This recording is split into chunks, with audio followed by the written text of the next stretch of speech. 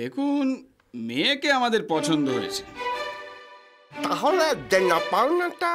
হ্যাঁ, ওই 20 ভরি সোনা আর 100 মোহর।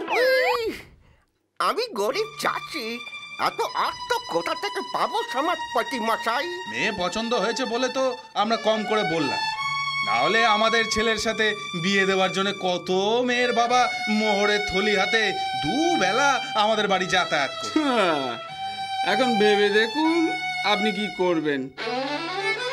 চলো হে সব। না, এবারে বোধহয় হলো না। সে কি গো, আমরা সাধারণ চাষাবুষ মানুষ, এত অর্থ কোথা থেকে পাবো গো?